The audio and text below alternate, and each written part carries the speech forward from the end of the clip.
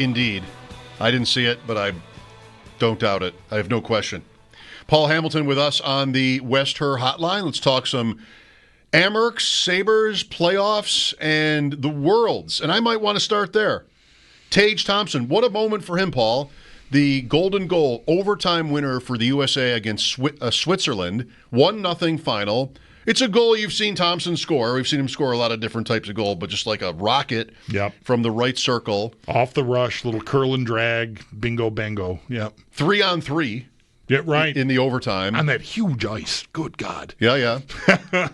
And so, the Americans rush the ice. They win the tournament. I'm not sure it's the biggest. I know it isn't the biggest tournament to a lot of fans, but I guess it had been almost 100 years since they won that incarnation of that event. So cool for Thompson. Yeah, 1933 was the only time they had won it until then. And, and just the movie made there. Now, Siegenthaler plays with the New Jersey Devils. He, I'm sure, has seen Thompson many times before. But by making that move and Siegenthaler biting on it, he screened his goaltender, who, by the way, had not given up a goal to Team USA in 6 periods. He had a 3-0 shutout in the round robin and a 0-0 shutout after 3 periods of the gold medal game. So he hadn't given up a goal in 10 days. He wound up being the MVP of the tournament, but he was just totally screened. I mean, you give Thompson that with the kind of shot he has, and it take the goalie's eyes away. Good night. But it was a really nice play by Thompson to be able to set that defenseman up to screen the goaltender and then just rip it. Paul, I feel like you certainly, I don't want to speak for our audience, but I know you paid more attention to this tournament than I did. I was, in and out with all of it, not just even Team USA. It was just a matter of convenience, whether it was on while I was in front of a TV, and therefore I'm seeing some of it. Would you say Thompson played, he scores this incredible goal to give them the gold medal victory. Maybe that alone is enough to ensure that he makes the Olympic team next winter. But how would you assess his overall performance for Team USA? Very good. I'd be saying this even without the golden goal. Now, he wound up with 2 overtime goals in the tournament, wound up with 6 goals and 3 assists for 9 points in 10 games. But the thing is, as the games got more important, he wasn't scoring as much, but he wasn't playing poorly. He bought into what they were trying to do. And you know how you hear this all the time, simplify. Mm-hmm. He stopped. First couple of games he struggled because he was trying to stick handle through people and the whole thing, and he was on the top line with Keller and Cooley from Utah. That wasn't working at all. And then they switched him. And they put Garland on that line, and they put Thompson out there with Beniers, and all of them got going. And it was just a great move for everybody. And he stopped trying to, go through everybody. And by the time they got into the more important games at the end of the tournament, there were times where he just decided, you know what, let's live for another day. Let's put the puck in deep. Let's put it in where the puck should be. And if we have to defend, we have to defend. There's no sense trying to go through 2 guys, turning the puck over, and having it come the other way when you're playing for a gold medal or you're playing for an opportunity to be in the gold medal game. I really liked his game, overall game, where he really bought into the team concept and still, had 6 goals and 3 assists and 9 points. That's nothing to sneeze at, especially when you're scoring 2 overtime goals. But and I think he can take some of this with him now. As he said when he was interviewed over there, he never won anything in the NHL. Or this is now. Is this a Stanley Cup? No. This isn't even a gold medal in the Olympics, but it's still a gold medal at the World Championships, and it's still, he was on a team that certainly was not favored. If you would have looked at the rosters before, you're not picking Team USA to win. And a lot of U.S. players don't take this tournament seriously. Guys couldn't wait to get over there after their teams were eliminated in the Stanley Cup Finals. Nylander went over and played 3 games with Sweden after Toronto got eliminated. He only got in 3 games, but he went over there to play. The Devils sent half their team. I think they had 4 guys on Switzerland's team. Except for Team USA. Pinto from Ottawa went. And, Guerin talked about how he's disappointed. He wanted guys to show up, and especially guys who wanted to be on the Olympic team. Thompson was one that did, but I think just the way his overall game, even before the golden goal, I think showed he's willing to play the way things needed to be played, and definitely deserves a spot on the Olympic team in my mind. Makes sense. I heard that conversation on the broadcast a little bit when he scored and they won it, like that he cemented his spot. Maybe you're saying two things. Not only did he perform, but the fact that he was willing to go in the first place and put the effort in. Is there anything more for him here to elevate? I mean, he played on the wing. It's a long ways off next season. There could be changes. There should be, I guess, somehow to the roster by then. But is there anything more for him? Maybe it's a little bit what you're talking about, Paul, for him as a player to be more complete or just even better somehow? And that doesn't mean he's going to have less offense. I mean, since the 47-goal year, he is second with U.S.-born players in goals behind Austin Matthews. This year, he was number one at 44. I don't think you really have to sacrifice that. But there are times where you looked at his defensive play, or you went, come on, Sage, you got to be better than that. And he even talked about it himself, that he needed to be better in his overall game. And if you're very good with your overall game, you know what that leads to? Better opportunities at the other end, because that means you're helping get the puck away from the other team, and that means your team is going to have the puck more, coming up ice. A lot of players, it takes them a while to understand that good defensive play actually helps you offensively, because your team is going to wind up with the puck more. So I think, being able to see what it takes to win a championship like that, and how they had to play to win that championship, and be patient. It's 0-0, and you have not scored on this team in 6 periods. But there's no panic. There's no, they had 39 shots in regulation. Thompson was the 40th. They just, a goaltender that was standing on his head was the MVP of the tournament, and just was great until he couldn't see. And once he couldn't see the puck coming at him, it's in his net.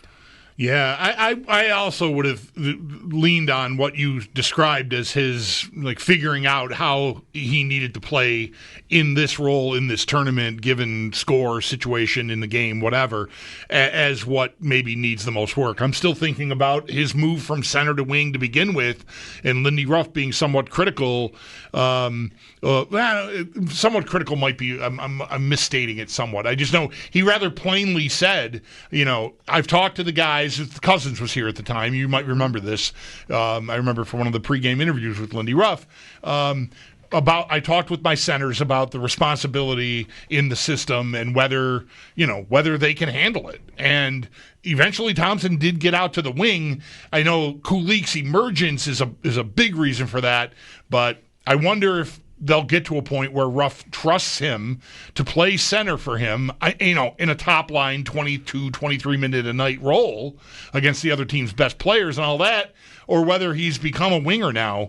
Their depth chart will have a lot to say about that. Whether Kulik can play top 6 center minutes along with a healthy Josh Norris, hopefully. Maybe those are their top 2 centers, and Thompson has become a high scoring winger. Yeah, and he said if they can't, they're going to play the wing. When he was talking about Cousins and Thompson, he goes, if they can't handle it, they're going to play the wing, and they know that. And neither one, I don't, especially Cousins, didn't want to play the wing. So that was kind of a challenge that he put out there for them. And I think they have in their mind right now that Kulik and Norris, Kulik came a long ways. And they talked about at the end of the year, and they weren't wrong. I mean, he had to play against some of the best players on the other teams defensively, being in the spot he was then in. And I thought he kept improving while he was doing that. Certainly, there's still work to be done. Just like J.J. Peterka. I'm certainly not going to tell you he's a good defensive forward. I'm going to tell you he at least at times was better, but still the numbers aren't great. He still needs to be better when you're talking about an all-around player, but he did score 55 goals in the last 2 years also, which you can't sneeze at. But so I think right now, and I think Lindy Ruff, if I recall, talked about it on Locker Cleanout, that it's nice to have a player that you know that can play wing or center for you, and you can put him in either place. So, they can look at, all right, let's go into training camp with Norris and Kulik, and let's see where it goes.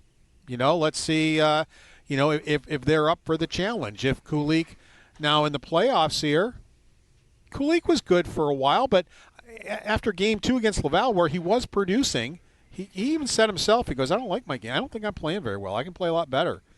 And then he stopped producing in the 3 games in Laval because Laval is the best team in the American Hockey League, and they're big.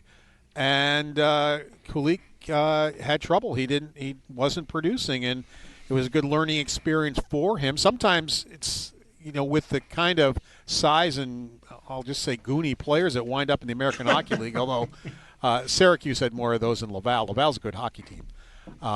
You've got to. It's going to be a lot tougher to find your way through some of the stuff that goes on and some of the stuff that is allowed to go on. I don't think he was very happy with the way he played throughout the playoffs in the American Hockey League, which to me is a good sign, and it shows him what he needs to work on as he gets ready for next year. You mentioned the Amherst. Paul Hamilton with us. Their season ended on Sunday. They won Game 4, kind of big, to force a 5th game, and then lost the 5th game, deciding game in Laval, 5-0. What do you have on that game, or even games 4 and 5 since we last spoke? Yeah, Game 4, the Amherst came out with a purpose, came out well, jumped on Laval early. I don't know why Laval didn't play their Caden Primo. I mean, Caden Primo won all 3 games in the series. Those are the 3 he played. He stole Game 3 for Laval. I mean, and then shuts him out in Game 5. He was 3-0 with a 1.71 and a 936 save percentage. Why you're going with the other guy, I have no idea, who lost both games and got pulled in the one game, in Game 4. Kind of gave the Amherst life, but the Amherst also played a very good game, and then they weren't there at all in Game 5. Laval had 2 early power plays, capitalized on one of them. Rochester did not play well defensively. You saw a lot of big chances. They gave up more shots than they normally do. Levi wasn't on top of his game. It just, wasn't their night. Laval was extremely good, playing as good as they can. I mean, Primo got a shutout on 27 saves, but he wasn't really severely tested at all. And I don't know if Rochester just gave so much in Game 4, they had nothing left in Game 5 or whatever it was, but it wasn't the Rochester team that I had seen in other games against Syracuse and in the series against Laval. They just were not there in Game 5. How much should we be counting on Levi to be a part of any goaltending solution in Buffalo next year, in your opinion, Paul? I think the Laval series concerns me. He played very well against Syracuse, gave up the first 2 goals of the series and didn't give up another one for the rest of the series. A 3-game sweep and gave up 2 goals altogether, 2 straight shutouts. Played very well. He played very well in Game 4 against Laval, where they came out and won that game. Also wasn't bad, even though he gave up 3 in the win in Rochester. None of the goals were his fault, but in the 3 losses, wow, he just wasn't the same. He wasn't up for it. He gave up 18 goals in the 5 games. Now, yes, they're the best team in the American Hockey League in the regular season, but to have a 3.64 goals against it, an 8.62 save percentage, I mean, I need more than that. If you're going to step into the Sabre role and be their goaltender next year, I need you to step up and make the big save when the big save needs to be made, even though your team maybe isn't playing real well right now. You've got to kind of hold him in there for, like he had at other times during the year when he had to. They didn't have to very often because they were a good defensive team for most of the year. They just weren't in Game 5. But, in those 3 losses, there were goals he'd want back. He wasn't making the big save at the big time. By the time that 5th goal went in, he was sliding by the crease. He had gone all the way past the net, on a shot over there as he way overplayed the play. So I have question marks. Can he be an NHL goaltender next year? Can he be an NHL goaltender at all? Or will he be lights out when he gets there and he's had a good growing experience for the last year and a half. He could show up in training camp and be ready to go, and be ready to take the bull by the horns. But the Laval series did raise some questions in my mind. The draft begins 1 month from tonight, June 27th. Is there any news here? The Sabres, there's been speculation all spring that they might make organizational changes, on some level. Nothing has yet to happen, as far as I know, anyway. And as you get within a month of the draft, maybe you'd want to do it if you're going to do it. Well, Jason Carmanos, the general manager, he's assistant to Kevin Adams and the general manager of Rochester, did speak today. I was on the call, and there have been speculation out there that Carmanos would be leaving, and he put that speculation down. He said he's heard none of it. He has a contract, and he's working with the Sabres, so he basically said that he doesn't know anything about that. So as of right now, he's still around. I think a lot of the speculation was he'd be leaving, and then the person coming in would kind of take over some of the responsibilities that he's doing. But, he said no. As far as he knows, he's still part of the organization. He has a contract, and, he'll be reporting for work tomorrow. Why was there a conference call? Is it because of the Amherst season ending? Yeah, it's their locker cleanout. Okay. So players, coach, and GM speak. Okay, and he's considered the GM of the Amherst? Right. He is the GM of the Amherst, yes. So he's considered that as he is that? You're saying it is his title, and he's considered that? He has been the GM since he's arrived. Okay, but people, okay, never mind, I'm done. Stanley Cup, we've got Edmonton home to Dallas tonight, having won the last two, up 2-1. They look pretty good. Yeah, they do. There are times Dallas has looked good. There are times Dallas hasn't. I mean, it's been a good series. It wasn't Dallas's night the other night, just like it wasn't Florida's night the other night against Carolina, where they had a chance to sweep. And it's the first time in a while I've seen Florida not play well, but they're human. I mean, I wouldn't expect that to go on for too long. Mm-hmm. It just wasn't their night, and they lost. But Dallas, Edmonton, that can go either way any night. I mean, look at what Dallas did when they came from behind in the third period on Edmonton, right, and won a hockey game. So that wasn't Edmonton's night. So it's been a fun series to watch. I'm looking forward to it, and again, I would not expect Florida to have too many more performances like we saw last night. Right. Yeah, I think Carolina was fortunate. They at least got on the board here. So their last conference finals victory is not over the Sabres in the spring of 2006 anymore. They only brought that up 3 or 4 times. No, only a couple times. Never again. Yeah. Right. Edmonton, I think, looks great, Paul. That series, I'm on Dallas for a big dopey long-range parlay I've got going, so I'm interested in them, and I think Edmonton has been the better team on balance in all 3 games. Really, you had that pocket of Game 1 with the power play goals start third period that swung the whole thing for Dallas, and I don't know, even the night before, Sunday night or Sunday afternoon, Dallas had, I thought, a very good second period, but Edmonton is just they have learned how to play in the playoffs. Like, you've heard McDavid even talking about it, and the proof is in the pudding. Like, they can out Dallas, and Dallas is a very hard, heavy team to play against. And Edmonton has found a way to just sort of stave them off. They're nothing lucky or fluky. The goalie was really good in the second period the other night, like I said, in Game 3. But mostly, they've just been the better team, I think, 5-on-5. Other than the comeback, the goalie's been good throughout the series. Right. I mean, he's come back. I mean, there was an injury which put him back in the net. And for the most part, he's played well. That third period got away from him with the power play goals that you talked about. But you're not going to win without good goaltending, and I think they've gotten very good goaltending, which gives them confidence. And really, they were totally the better team in Game 3. I mean, Dallas just really wasn't up to it at all in that one. So that was, Edmonton's game for sure. And they played very, very well. But I would agree. I think Edmonton has played. I don't think Dallas has been awful. No. But I think Edmonton really has. If you're going to beat Edmonton like you did in that other game, you're going to have to really be at your best and getting good goaltending. And that's the way it's going to have to happen for them. And they certainly didn't get that in Game 3. Paul, thanks for your time. No problem, guys. Take care. That's our Paul Hamilton.